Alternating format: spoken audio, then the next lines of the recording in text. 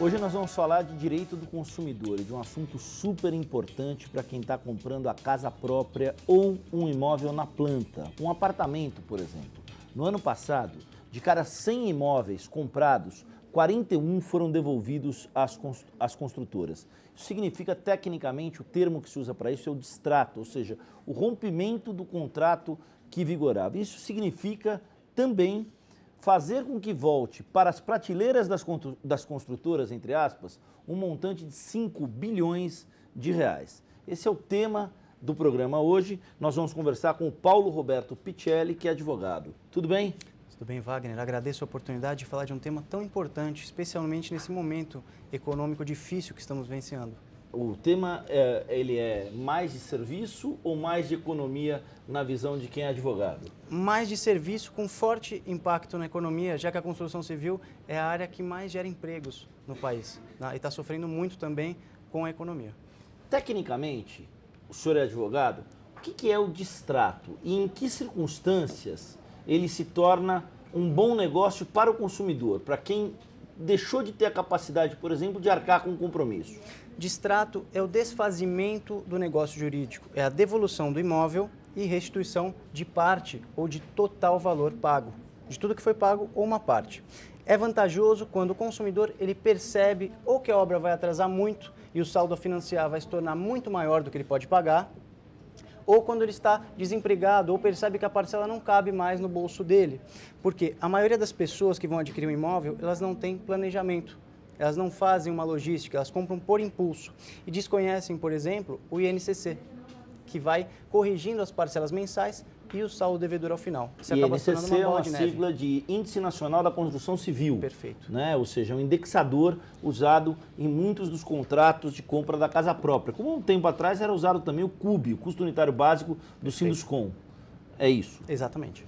Tá. E aí, em função do atraso, em função do desconhecimento de normas contratuais, em função de aspectos que possam parecer, à primeira vista, meramente econômicos, o consumidor se vê diante de uma situação de não conseguir arcar com um compromisso.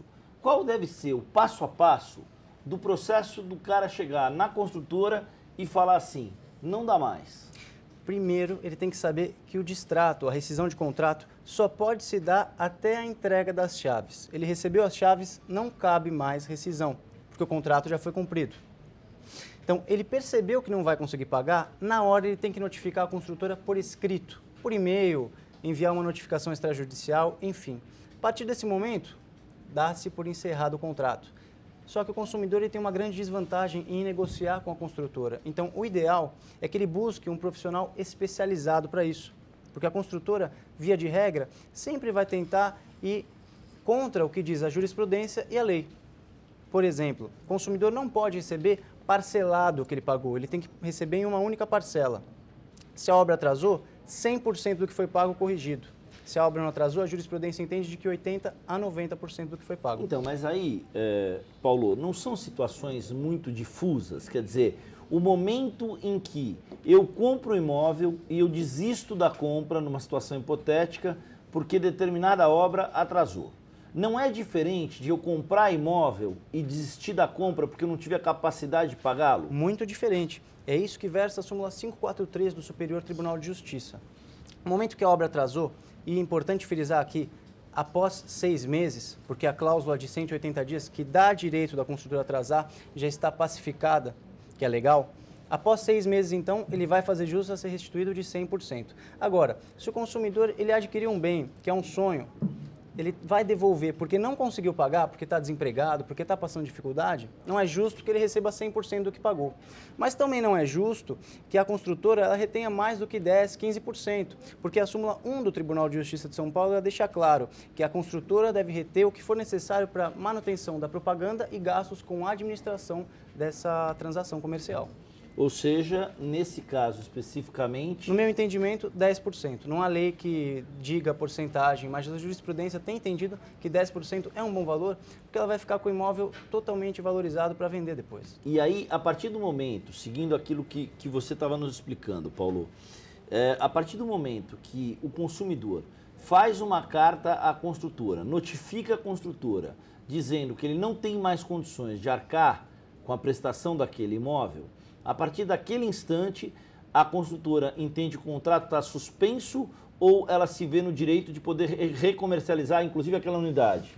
O ideal é que ela procurasse alguém para realizar uma nova venda, mas não é isso que acontece. Infelizmente, hoje na prática, eu posso te garantir que a construtora ela continua enviando boletos, inclusive de condomínio, antes da entrega das chaves para os consumidores. Tá? É por isso que as demandas têm aumentado muito.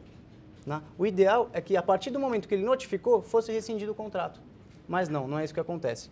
Essa notificação é importante porque, posteriormente, se for necessária uma ação na justiça, é pleiteada uma liminar para que a construtora se abstenha de realizar novas cobranças de parcelas vencidas ou vincendas e de negativar o nome do consumidor pelo inadimplemento dessas parcelas. A gente começou o programa falando se o efeito ele era de serviço ou mais econômico. A desistência da compra do imóvel na planta por problemas financeiros, ela é uma realidade que tem crescido no país. Por exemplo, a gente trouxe o número do ano passado, 5 bilhões de reais de volta às prateleiras, 40% das pessoas devolvendo os imóveis ou porque perderam o emprego, ou porque não tem condições de pagar, ou porque a construtora atrasou, tudo mais. A média histórica desse número, qual é? A média histórica realmente eu não vou conseguir te dizer, porque o país ele tem vários altos e baixos. Tá? Esse mercado ele sempre existiu, porque infelizmente o brasileiro não tem o costume de fazer o planejamento. Tá? Mas é claro que nos últimos 2 anos isso aumentou muito. Porque em 2014, mais ou menos, estava muito fácil adquirir crédito. Estava muito fácil, não tinham análises precisas, qualquer um conseguia comprar imóvel. E agora está vindo a conta disso. A oferta de crédito com critério é um dos elementos importantes a se observar. Sem dúvida, é muito importante. Muitas vezes, as pessoas que não conseguiriam adquirir um imóvel hoje, elas conseguiram em 2014. E isso gera um efeito. Sem dúvida. Depois ele vai ter que fazer o distrato. E aí, a partir do momento que efetivamente o distrato se torna uma necessidade, algo imperativo, algo compulsório, os procedimentos verificados são notificar a construtora. Se a construtora faz de conta que não é com ela, como o senhor acabou de dizer, manda boleto, manda o condomínio e tudo mais, qual passa a ser a próxima etapa? Em primeiro lugar, o consumidor, de forma alguma, ele deve pagar o condomínio ou IPTU se não recebeu as chaves, porque ele não tem posse, tampouco propriedade. Tá? Próximo passo, procurar um advogado. Por quê? Esse advogado, desde que especializado, ele vai poder explicar qual que é o trâmite a ser seguido. No meu entendimento, após isso, com essa cartinha, ele deve pleitear uma liminar para que o consumidor não seja mais cobrado de nada, antes de começar a ação. E aí começa o trâmite processual, que ao contrário do que muitos acham, está bem mais célere, porque dia 18 de março desse ano entrou em vigor um novo Código de Processo Civil, que preza pela celeridade do trâmite. E essa celeridade significa o que na prática? Essa agilidade... Para a primeira instância, estimado, infelizmente não posso te falar isso com certeza, mas 10 meses, de 10 a 12 meses a sentença de primeira instância. Em segunda instância, mais ou menos o mesmo tempo. Então, em cerca de 2 anos, o processo inteiro. O processo inteiro está concluído? Sim. E aí não cabe nenhum tipo de recurso em Brasília? Cabem recursos, recurso extraordinário ou especial, desde que haja matéria para tanto, né? Para Brasília, não vai subir qualquer recurso, tem que ter uma matéria específica, tem que ser uma questão que afronte, por exemplo, a Constituição Federal ou Lei Federal. É mais difícil nesse tema, já que tem uma súmula, que é a do STJ que eu acabei de citar, que já trata sobre isso. A lei, quando você vai comprar uma caneta, vai comprar um relógio, vai comprar um carro, a lei tem um adendo que ela permite o chamado arrependimento, a desistência da compra. Até tecnicamente, eu não sei se a desistência e o arrependimento podem ser colocados no mesmo balaio. Gostaria que, à luz do direito, você nos explicasse isso. O arrependimento, o direito de arrependimento, está no 49 do Código de Defesa do Consumidor. E ele é perfeito, mas não para esse caso. Esse direito ele deve ser exercido quando? Por exemplo, você entrou na internet e comprou um tênis pela internet, uma compra não presencial. O tênis chegou e ele é menor do que o seu tamanho. Aí você vai ter 7 dias da data de entrega do produto para trocar. Nesse caso, você não está desistindo à luz do Código de Defesa do Consumidor.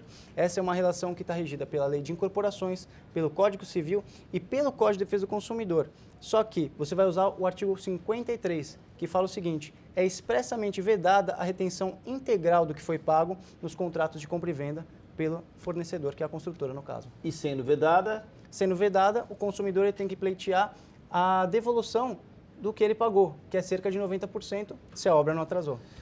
Uma questão interessante nesse sentido, Paulo, é a chamada não chega a ser uma arbitragem, mas é aquela composição em que as partes se sentam à mesa. Isso é excelente. Só que hoje, qual é a questão aqui no Brasil? Vou falar abertamente. As grandes empresas, elas trabalham com um regime chamado provisão, que é excelente e tem que ter. Só que com base naquela provisão, algumas empresas, eu não vou generalizar aqui, não vou ser leviano, mas elas sabem que não compensa cumprir a lei. Porque a maioria dos consumidores, cerca de 3% é o que busca a justiça devidamente. A maioria não busca porque tem a ideia que a justiça é lenta, que é caro, não entende muito. Tá? Então, para essas empresas, ainda compensa cometer as abusividades, não ir com propostas razoáveis e deixar aí. Porque ela já construiu outro empreendimento, já vendeu, já lucrou, durante o processo ela vai conseguir pagar isso sem ter prejuízo. A provisão a que você se refere é uma provisão muito mais financeira, é uma de fluxo de logística, caixa. exatamente, é uma logística financeira. Então, ela vai saber, por exemplo, que no Tribunal de Justiça de São Paulo não compensa para ela fazer acordo. Esse é o português claro. Tá? Então, é muito boa ideia, instituída pelo novo Código de Processo Civil, mas ainda nós temos que ter um pouco mais de maturidade para utilizá-la. Em linhas gerais, se eu entendi o que você está nos explicando, em linhas gerais, o acordo para a construtora antes de ir para a justiça costuma ser melhor do que na justiça, é isso? Sim, só que eles esperam vir uma sentença para tentar de novo. Porque é verdade que o consumidor que está desistindo do imóvel, ele está apertado, ele está vivendo uma situação difícil. Então começa aquilo muito semelhante ao que alguns bancos fazem, uma pressão psicológica. Olha, você pagou 100 mil, eu te devolvo 30 agora, 40. Chegou a sentença, mandou devolver 90 mil reais, 90%. Olha, eu pago 80 agora para não recorrer. E assim vai, postergando e mexendo com a situação do consumidor, que muitas vezes adquiriu porque casou e está passando uma situação difícil. A gente ia conversar agora sobre a questão do cálculo dessa rescisão. Você falou que a ação leva até 2 anos. Com recurso e contra recurso, você está falando aí... É um tempo estimado, né? Um tempo estimado de 2 anos. Então vamos tomar como seguinte parâmetro o seguinte. Você comprou um apartamento em 2013 e você pagou, ao longo de 2013 e em 2014, cerca de 50 mil reais. Para a gente falar num número redondo, Perfeito. 50 mil reais. Chegamos ao meio de 2014 e você parou de pagar. Você não tinha mais condição financeira para pagar. 2015 e 2016, a ação correndo, a construtora vai lhe fazer uma oferta para te devolver de 80%, 40 mil reais, a cerca de 35 mil reais, de 35 a 40 mil reais. E você vai pleitear na justiça a devolução 90%. de 90%, ou seja, de 45 mil reais. Esse valor, ele é ou não corrigido? Vou te explicar. Entrei com a ação na justiça. Naturalmente, que se eu paguei desde 2013, a correção deve ser feita desde 2013, porque quando a sentença vier, eu vou precisar de uma repotencialização dessa moeda. Os juros de mora, eles são desde a citação. Então, a partir do momento em que a construtora ela recebe a cartinha que ela está figurando no processo, começam a correr juros de mora. Vamos estimar aqui em 2 anos, 20%. Tá? A correção ela vai acontecer desde o desembolso, os juros de mora desde a citação. Então, esses 40 mil reais, eles já passaram muito. Né? Os 90%, eles na verdade ultrapassam até um pouquinho, vai para 100, né? Quando ele receber em uma única parcela. A correção desde o desembolso, juros desde a citação. E isso tem sido praticado? Sim, tem sido praticado. O que os consumidores não contam é que para ingressar em juízo, ele tem custos processuais também. Por exemplo, 1% do que ele está pedindo. Então, se ele está pedindo 50 mil reais, ele tem que pagar 500 reais. Ao final do processo, via de regra, ele deve receber tudo o que ele gastou processualmente da construtora. E fazendo todas as contas, o processo é o caminho mais seguro? Ele é o caminho mais viável? Enquanto as construtoras não apresentarem propostas factíveis e razoáveis, infelizmente ainda é. Não deveria ser, né? O processo é sempre mais moroso, mais custoso, mas ainda é. Tá. Vamos voltar. Quando alguém vai comprar um imóvel, quais são as principais pegadinhas contratuais que se devem observar? Primeiro ponto é a corretagem. Geralmente, quando a pessoa ingressa ao stand de vendas, que ela já sabia o que ia comprar, ela é abordada por vendedores, né? E ela acha que ela está pagando a entrada do imóvel, mas não, ela está pagando o serviço de corretagem, ou SAT, que é o Serviço de Assessoria Técnico-Imobiliária. ela não está pagando a entrada do imóvel. Então lá ela já perde cerca de R$10.000, 10 a 20, dependendo do valor do imóvel. Depois disso, vai ser apresentado para ela a data de entrega do imóvel. Ela não sabe que tem a cláusula de 6 meses. Além disso, ela tem que verificar... Ela não sabe que tem a cláusula de 6 meses, explicando, ela não sabe o que o Paulo acabou de nos dizer, que existe, por força da legislação, uma tolerância de até 180 dias, Perfeito, assegurada por lei, para que a construtora entregue as chaves. Exemplo, se você comprou um imóvel e se esse imóvel estava hipoteticamente para lhe ser entregue no dia 1º de julho, a construtora tem o direito de lhe entregar sem nenhum ônus complementar até 1º de janeiro. Perfeito, perfeitamente.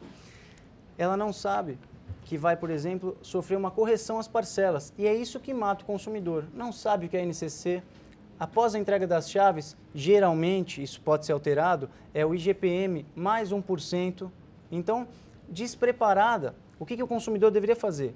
Ingressar ao stand de vendas, pegar o contrato e levar para casa. O que ele realmente faz? Vai lá e compra por impulso, assina diversos cheques e depois vai pagar a conta. E ao ler o contrato? Ao ler o contrato, as cláusulas de atraso, correção e data de entrega. Especialmente o memorial descritivo, que vem anexado em o quadro resumo, via de regra, o contrato e o memorial descritivo, para ver se realmente o que ele está adquirindo é o que foi prometido por aquele vendedor, que não é um corretor, pois não foi contratado para tanto. Os consumidores que procuram você, Paulo, eles ainda se sentem enganados? Pela construtora? É. Sem dúvida, sem dúvida. Principalmente aqueles que foram vítimas da entrega no atraso na obra. Mas os que não foram, que é o que a gente está tratando aqui, eles se sentem despreparados e desamparados. Porque no momento em que eles foram contratar, foi prometido um mar de rosas para ele. Depois, no distrato, eles querem devolver cerca de 10 a 20% do que foi pago.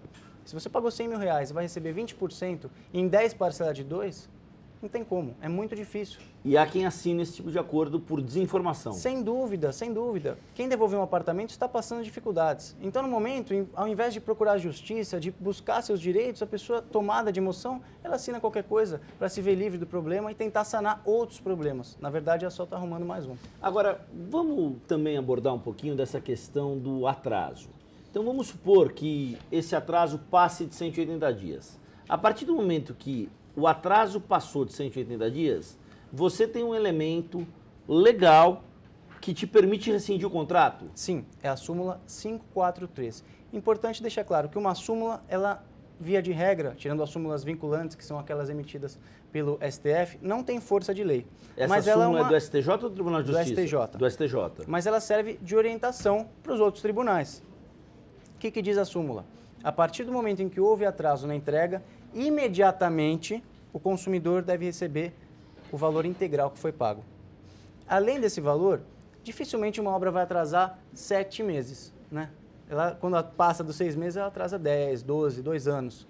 Além desse valor, nós entendemos, o Tribunal de Justiça ele lançou, de São Paulo, editou a súmula 162, que fala dos lucros cessantes, que é o aluguel que ele deveria receber pelo atraso da obra, que além de receber 100% do que foi pago, o consumidor faz jus a esse aluguel durante o período de atraso, tá?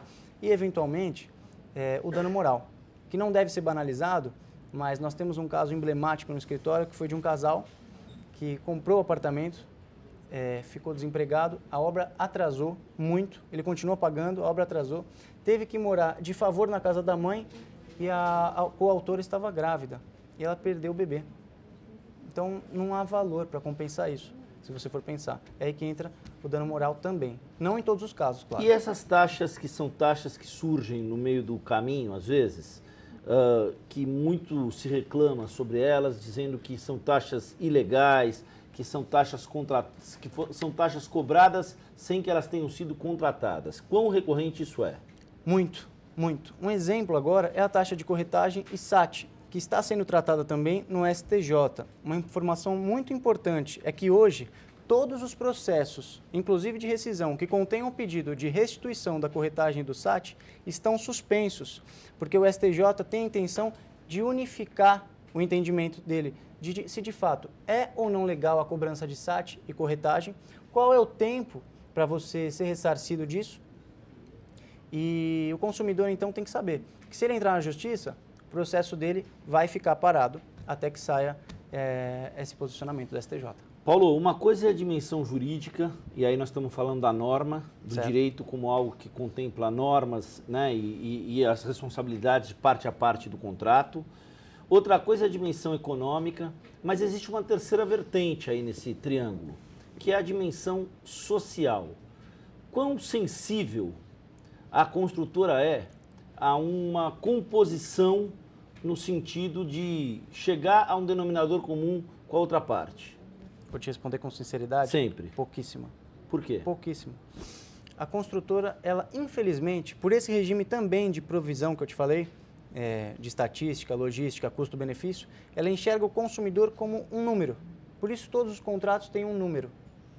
Então ela apresenta na prática aquele calhamaço de papel, fulano de tal, número tal.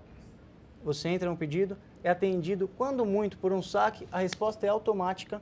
Tá? Então ela vai fazer sempre o que está dentro da tabelinha dela de provisão. Não há sensibilidade na tratativa com a construtora. Volto a dizer que nós não temos nada, absolutamente nada contra as empresas da construção civil. Reitero sempre que é muito importante a área para a criação de empregos no país, mas infelizmente não há sensibilidade nenhuma. Tá. Quando inadimplente, eu acho que as pessoas querem saber também o seguinte: quais são os direitos assegurados a quem está inadimplente por força de uma doença, da perda de um emprego, por força de uma circunstância qualquer? Se a culpa não foi da construtora pela rescisão contratual, as pessoas elas têm que entender que a súmula 1 do Tribunal de Justiça de São Paulo dá direito a ela a rescisão mesmo inadimplente. Tá? O direito que ela tem de receber de 80% a 90%, em uma única parcela, de forma alguma pode ser parcelada. Esse é o direito. Tá? Não há outros direitos. Se você está doente, etc. Se a culpa não foi da construtora, ela não pode ser penalizada a restituir 100%. Então, mas isso aí, Paulo, isso aí vai àquela máxima da lei no Brasil. Uma das críticas que o nosso país recebe, sobretudo no exterior, não é a questão de falta de lei. A complexidade jurídica brasileira, ela é muito discutida, inclusive. Sim. O Brasil tem muita lei, tem muita norma, tem muito código. O problema é o cumprimento e a eficácia dessa aplicabilidade.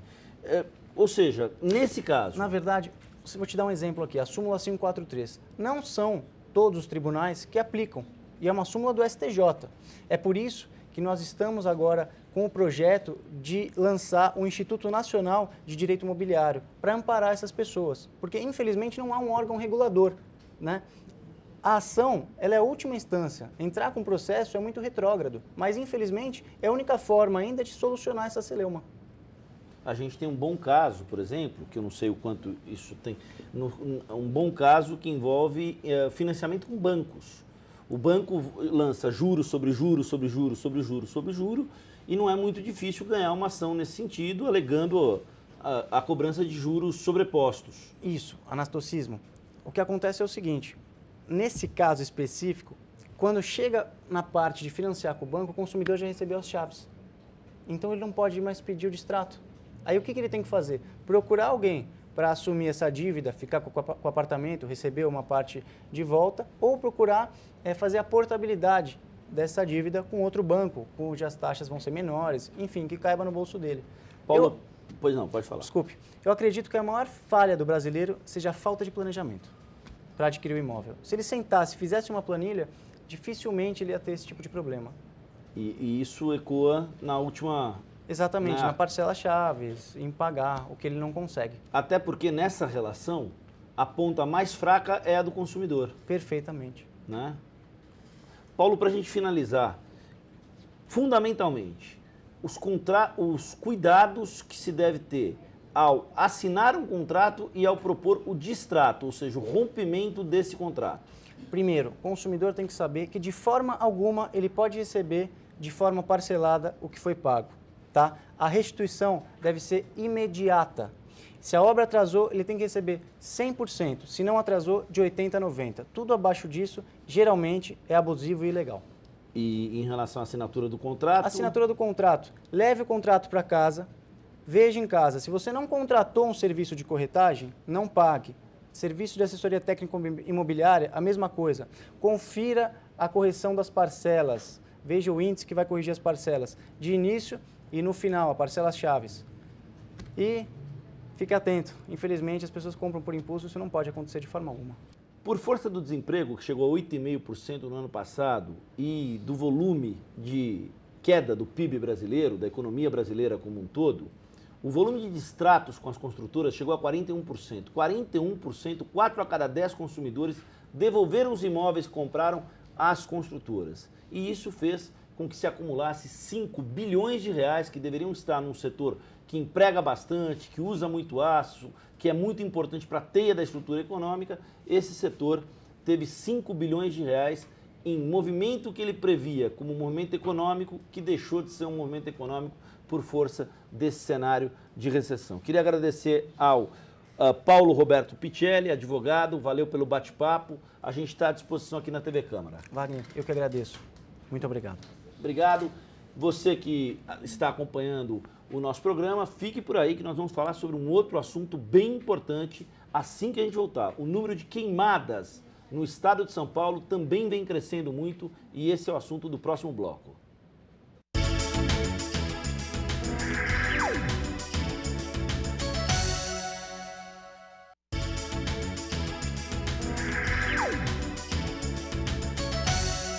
De volta com o Espaço Livre, com um assunto seríssimo, muito difícil fazer uma análise dos números que a gente vai colocar para você que está em casa e para que você entenda a dimensão do problema que está posto. O estado de São Paulo teve neste mês de julho, no mês passado, portanto, o maior registro de queimadas em um mês desde o ano 2000. No mês de julho foram 687 casos de queimadas, ou seja, 361% sobre a comparação com julho do ano passado, quando foram registrados 149 casos. Para conversar conosco sobre o assunto, a gente recebe a partir de agora o Sérgio Marçom, que é coordenador de fiscalização ambiental da Secretaria Estadual do Meio Ambiente. Sérgio, obrigado pela presença, estamos à disposição. Obrigado, nós que agradecemos, Wagner. Sérgio, para a gente começar, esses dados são do INPE. Esses dados eles não têm, obviamente, nenhuma bandeira de cunho político. São dados que dizem respeito à forma como o brasileiro, os governos, as políticas públicas versam sobre os incêndios ambientais. Como combatê-los? Wagner, a gente precisa muito, além da interação governamental, dos diversos órgãos interagindo, né, que é o que fazemos no estado de São Paulo com a Operação Corta Fogo, a gente precisa essencialmente da cooperação do cidadão, né, da população, para ajudar a combater esses incêndios florestais, com atitudes conscientes, com auxílio na comunicação dessas ocorrências, para que os danos sejam os menores possíveis ao meio ambiente. O que você chama de cooperação? A cooperação é com atitudes que evitem a ocorrência de incêndios florestais. A gente tem aquelas já consagradas atitudes, como o lançamento de bitucas de cigarro, principalmente em rodovias, né, em áreas que acabam ficando secas às margens de rodovias, ou aquele pequeno agricultor que resolve eliminar determinado material da sua propriedade com pequenas queimadas, isso acaba fugindo do controle. Qualquer atitude antrópica, qualquer atitude do ser humano que possa ocasionar um incêndio florestal. Sérgio, você é biólogo, é isso? Sim, biólogo. Eu queria que você falasse sobre esses números. 687 casos no mês de julho, ou seja, 361% a mais do que em julho do ano passado e o mês com o maior número de incidência de queimadas desde o registro da série, em 2000. É isso? Exatamente, Wagner. Este número é um número que nos assustou, né? É um número que ele é devido a diversas circunstâncias. A gente diz que o fator climático é o que principalmente tem ocasionado esse aumento, né, em comparação com os demais anos, mas também há aqueles incêndios, como eu falei, por negligência, que acabam fugindo do controle. Então, para isso, a Operação Corta Fogo, desde o mês de abril, já vem com dados alarmantes, com números acima da série histórica. Por isso, antecipamos a operação para o mês de maio e estamos em alerta aí com todas as instituições participantes para evitar, combater esses incêndios e evitar maiores danos ao meio ambiente. A televisão mostra de forma recorrente, inclusive os canais internacionais, eles mostram aqueles episódios na Austrália, na Nova Zelândia, em Los Angeles, nos Estados Unidos, incêndios ambientais que fogem do controle, que dizimam centenas de milhares de quilômetros, e aí a gente vê esses episódios têm se tornado recorrentes. Nós estamos entrando nessa agenda? Olha, hoje nós estamos, digamos assim, sob controle. A gente não tem, até hoje, incêndios daquela magnitude que a gente vê na Califórnia, na Austrália, né, atingindo inclusive áreas com população, habitações. A gente tem uma característica diferente aqui no campo e na região metropolitana de São Paulo especialmente, em que os incêndios eles são essencialmente de ocorrência em área rural, então áreas pouco populosas, né? Mas é importante ficar o alerta para que a gente, com atitudes conscientes, evite que a gente chegue o mais próximo possível disso, que seria algo muito danoso. Como atua a Coordenadoria de Fiscalização Ambiental da Secretaria? A coordenadoria atua no planejamento e na gestão da fiscalização ambiental do Estado de São Paulo, né, e uma das linhas de ação é o combate a incêndios florestais, né, cuja operação integrada, que é coordenada pela Secretaria, se chama Operação Corta Fogo, né, e congrega aí 3 secretarias de Estado, diversos órgãos como Corpo de Bombeiros, Defesa Civil, Polícia Militar Ambiental, CETESB, os órgãos gestores das unidades de conservação, os parques, né, agindo em sinergia para que com diversas ações a gente consiga, primeiro, prevenir os incêndios florestais, né, de uma forma transversal, todos os órgãos atuam nessa forma, fazer o monitoramento e o acompanhamento da série histórica, como a gente tem, a fiscalização, né, o controle disso, e também o combate aos incêndios de forma integrada entre todos esses agentes. Nessa atividade, vocês têm uma parceria com os outros órgãos, seguramente você tem contato com a Polícia Militar Ambiental. Certamente, nosso principal parceiro. O principal parceiro da coordenadoria é a Polícia Militar Ambiental. Certamente. Quais os relatos que vocês ouvem da Polícia Militar Ambiental no sentido dessa falta de consciência? A polícia é quem atende inicialmente as primeiras ocorrências em campo, especialmente aquelas que são denunciadas como criminosas, né, onde há necessidade de uma fiscalização. A principal relato que é trazido pela polícia é que os casos são ou por negligência, né, ou muitas vezes incêndios criminosos, né, como represálias, incêndios que acabam fugindo do controle muitas vezes. Então, de novo, fica o alerta, fica o apelo para a população evitar qualquer tipo de atividade que pode ocasionar o incêndio florestal, um fogo fora de controle, mas a polícia está sempre de olho. Uma ocorrência muito comum também, Wagner, é a questão dos balões, né, nessa época junina e se estendendo aí pelo período de julho. Ela também é um fator agravante, porque os balões acabam caindo em local incerto quando possuem fogo, e esses locais, muitas vezes de difícil acesso, acabam pegando fogo e esse fogo atingindo matas, áreas preservadas, né? Some-se a isso que nós estamos no mês de agosto, há um mês e pouco ainda da primavera. E Exato. O outono é uma estação predominantemente seca. Sim. A gente está hoje, digamos, no início do período mais crítico por nós tratado, que é aquele onde há um acúmulo já da estação seca, muito pouca chuva durante esse período de outono e início de inverno. Então é o período em que estamos em alerta máximo, né, porque a vegetação, os campos estão secos e a qualquer atividade que possa ocasionar fogo, realmente isso se alastra com uma velocidade muito grande, né? Bom, agora eu queria conversar com o Sérgio Marçom, que é um biólogo, esquecendo um pouco essa questão da sua atuação na Secretaria do Meio Ambiente. De modo geral, o problema que a gente sente, a gente estava conversando sobre isso agora há pouco com um advogado, numa questão imobiliária. Não falta no Brasil uma ou outra lei. A questão do Brasil não é de vazio regulatório. A lei existe. A questão parece ser muito mais de cumprimento da lei. Na área ambiental também se pode chegar a essa conclusão ou ela é leviana? Também se pode chegar, né, em linhas gerais, a essa conclusão. Apesar da legislação ambiental ser muito recente, né, digamos assim, ela é toda da década de 80, 90 para cá, isso vem se regulamentando um pouco melhor. A gente tem, sim, praticamente todas as atividades hoje regradas pela legislação, mas o que a gente tem talvez seja uma falta de costume, né, de adaptação da população a essas novas regras, né? São muitas atividades, essas atividades de contato do homem com o meio ambiente que estão aí há décadas, séculos, né? e a gente precisa ainda se readaptar à nova normativa ambiental que está aí posta. Vocês editam cartilhas para pequenos agricultores? Vocês dão dicas práticas para que isso não aconteça? Sim, a gente trabalha na forma... A prevenção é a nossa principal bandeira, né? Na Operação Corta Fogo. A gente utiliza as redes sociais para fazer isso, mas também edita materiais. Qual é a fanpage de vocês? Facebook/Operação Corta Fogo. Operação Corta Fogo. Operação Corta Fogo, você encontra a gente lá, informações, vídeos os mais diversos para prevenir e evitar incêndios florestais. Fica o convite, portanto, veja esses conteúdos, vídeos, informações preparados aí pela Secretaria do Meio Ambiente sobre a Operação Corta Fogo. facebook.com/operação sem o C cedilha e sem o tio no A, Operação Corta Fogo.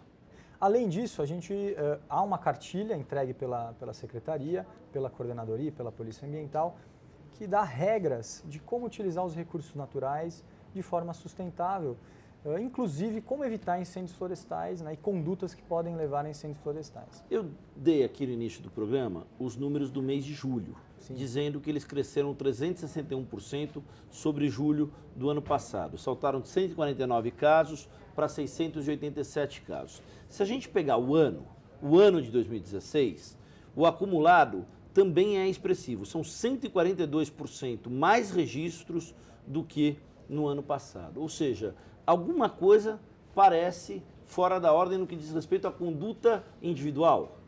Tanto a conduta individual é uma somatória, a gente fala, né? Tanto a conduta individual quanto as condições climáticas extremas. Não é uma questão de falta de chuvas, muitas vezes, é uma questão de distribuição irregular das chuvas. Quando essa chuva ela acaba caindo de forma regular durante os dias e meses, o solo fica menos tempo seco, muito mais tempo úmido e acaba diminuindo a possibilidade de incêndios. Mas quando há períodos muito secos, como abril, que praticamente não choveu, julho, que choveu muito pouco, as ocorrências acabam se avolumando. Sérgio, qual é a maior dificuldade no controle de um incêndio ambiental, tecnicamente? Olha, acho que tecnicamente é o acesso à área, quando em incêndios florestais, é o acesso à área onde está ocorrendo o incêndio. Esses incêndios que vocês registraram, vocês têm um coeficiente do volume desses incêndios que ocorreram às margens de rodovias? Nós não temos esse dado ainda calculado, toda essa totalização é feita ao final da operação, né? Isso é georreferenciado e a gente acaba obtendo as coordenadas de onde os focos de incêndios estão. A gente tem hoje dados relacionados a unidades de conservação, que são áreas florestais, áreas protegidas ambientais, né? Quais são os lugares no estado de São Paulo em que eles têm se tornado preocupantemente mais intensos? Ah, sim. As regiões administrativas de Franca, Sorocaba e Campinas são aquelas que temos os dados mais alarmantes, os aumentos percentuais mais alarmantes, né? Então, vale o alerta especialmente para as populações dessas regiões, né? Campinas, Sorocaba e Franca. A gente viu também um crescimento expressivo no número de ocorrências em cidades da região metropolitana, como Mogi das Cruzes. Sim, sim. Por quê? Eu acho que pelo adensamento populacional, Wagner, e isso se deve especialmente a uma atividade que a gente tem falado rotineiramente, que é a atividade, né, de balões. Eles acabam, por conta dos ventos, sendo soltos na região metropolitana e acabam atingindo essas regiões mais periféricas, distantes um pouco, onde existem matas ainda e acaba acontecendo os incêndios. Vez por outra, a gente ouve ilações, e aí é preciso ter muita responsabilidade com isso, até porque não é o caso aqui, de que alguns desses incêndios são cometidos de forma dolosa por interesse imobiliário. Você acredita que isso possa efetivamente acontecer, em que pese o fato de que algumas áreas são públicas e não há como reverter isso? Como é que é essa questão para vocês lá? Para nós, apesar de ilações, né, nas ocorrências de fato, não nos chegam relatos de que o interesse imobiliário estaria por trás desse tipo de ocorrência, Wagner. O que a gente tem realmente são incêndios que fogem do controle e oriundos de atividades antrópicas que acabam, por negligência, ocasionando incêndios florestais. As principais recomendações que vocês dão para o público, quais são? O público em geral é o seguinte: se você for pretende fazer, o produtor rural especialmente, pretende fazer uso de fogo, né, na sua propriedade, consulte o órgão licenciador. A Prefeitura, a Companhia Ambiental do Estado de São Paulo, a CETESB, que é quem pode orientar e, em casos excepcionais, conceder autorizações para queimada. e para as populações urbanas, evitar qualquer tipo de atividade que possa ocasionar, né, em áreas periurbanas, a incêndios florestais. Você citou a questão dos balões e no início do programa, Sérgio, você falou sobre a questão que envolve as pontas de cigarro em rodovias. Elas são realmente um fator de muita preocupação? São, por incrível que pareça, tem gente que ainda acredita que não. Você joga uma bituca de cigarro, não, a possibilidade é mínima dela ocasionar um incêndio, mas se ela cai numa vegetação que por semanas está seca, com a ação do vento, e aquilo tem ingredientes ali que não deixam aquela bituca se apagar, uma brasa pode ocasionar sim um incêndio que pode sair do controle. Do ponto de vista da Coordenadoria de Fiscalização Ambiental, essa operação corta-fogo, ela é delimitada? Ela ocorre durante um determinado período com mais intensidade ou ela é contínua? Perfeito. Ela é delimitada, especialmente entre os meses de junho e outubro, né? Este ano, devido às ocorrências que logo no começo do ano já cresceram bastante, a gente antecipou um pouco para que a mobilização possa dar conta, combater com mais efetividade essas ocorrências. Está falando, portanto, de um período de 5 meses, junho, julho, agosto, setembro e outubro. Exatamente, que é o período marcante da estiagem, né? O período de baixo índice de chuvas, né, baixo nível pluviométrico, consequentemente mais propensão a esses incêndios. Exatamente, e também o período junino, que é um período um pouco mais crítico. Tá. O Ministério do Meio Ambiente diz que, na maioria dos casos, as queimadas decorrem do uso incorreto do fogo para renovação de pastagens. Também no estado de São Paulo, esse é um problema? Esse é um problema que vem diminuindo, na verdade, né? Ele foi um problema muito maior tempos atrás, mas aqui a gente tem cada vez mais o proprietário se conscientizando que essa não é a forma mais ambientalmente correta de fazer a renovação do seu pasto. Mas ainda assim é um problema ocorrente aqui. Ainda no que a gente falou aqui da questão da ilação, do mercado imobiliário e tudo mais, ainda segundo o Ministério do Meio Ambiente, existe uma questão de uma certa ação que pode ser criminosa em represália à criação de unidades de conservação. Ou seja, isso também é algo que eles observam, que há casos de queimadas que começam como uma espécie de represália à criação de unidades de conservação. Sim, aqui no estado de São Paulo, como as nossas unidades de conservação, as de maior extensão, estão todas em áreas serranas, na Serra do Mar, né? A gente tem menor, e já são muito mais antigas, né? A gente tem esse tipo de ocorrência muito mais minimizado. E do ponto de vista da atuação dos bombeiros, o que devemos destacar? Olha, os bombeiros são a principal forma de contato do cidadão, talvez, para denúncia, informação de um incêndio florestal, né? É ligar para 193, informar endereço ou coordenadas, para que esse combate seja organizado da melhor forma possível. Também é um parceiro importantíssimo da operação, que é quem coordena os trabalhos de combate. E o papel da Defesa Civil? A Defesa Civil especialmente trabalha na prevenção, né? A partir do treinamento de brigadistas em oficinas espalhadas por todo o estado, né? Brigadistas municipais, né? Indicados pelos municípios, e forma essa mão de obra, essa massa que pode auxiliar no combate a incêndios florestais. Então é na parte de prevenção e treinamento. Do ponto de vista da agenda ambiental, da fiscalização ambiental aqui na América Latina, essa agenda temática voltada para o meio ambiente no sentido estrito do termo, em que estágio o Brasil está em relação aos seus vizinhos latino-americanos? Eu acho que em termos vamos dizer, de incêndios, né? Há um outro país, o Chile, que é um país muito organizado pelo número de ocorrências que tem lá. Mas o Brasil, em termos de divisão temática, eu acho que está avançado e é expoente na América do Sul nesse sentido. Como é que é a parceria de vocês, da coordenadoria, com o DPRN, Departamento Estadual de Proteção dos Recursos Naturais, e com o DUSME, o Departamento de Uso do Solo Metropolitano?